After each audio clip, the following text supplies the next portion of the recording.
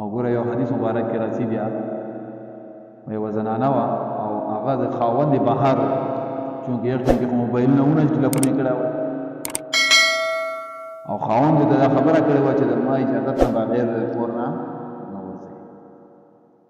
نو هغې زنانه پلار بیمار شو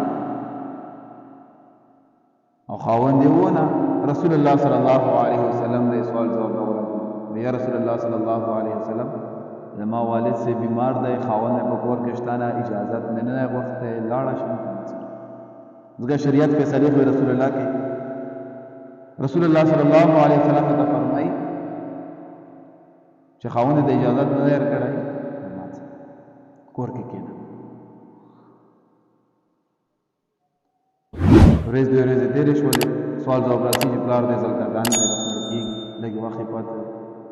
بیا زنانه سوال جواب لګي رسول الله صلی الله علیه وسلم یا رسول الله خاوند خو مې کور کې شته نه اجازت وغوښتلی لپاره چې اجازت یې وغواړم پلار مې روان دی مړ کېږي لاړه شم که لاړه نه شم رسول الله صلی الله علیه وسلم ته بیا هم فرمایي وایي نه خاوند اجازت یې ته نشته دی ایساره شه مه ځه پلار یې وفات شو زنانه سوال جواب لګي یا رسول الله ما پلار خو وفات شو لاړه شم که نه ځم رسول الله صلی الله علیه وسلم ته جواب لګي وایي که څه ما طرفې د اجازت نه لاړه شم خو که لا نړ دی نو دا به ډېره ښه وي ځکه تا یې خاوند نه اجازت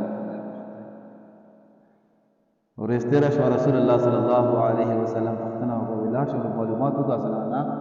خپل پلار لږ راغلی وه که نه وه راغلی ما خو اجازت ورکړې وه چې لاړه شه اختیار مې ورکړی و که څه لاړه شه او که لا نړ نو ډېره بهتره وي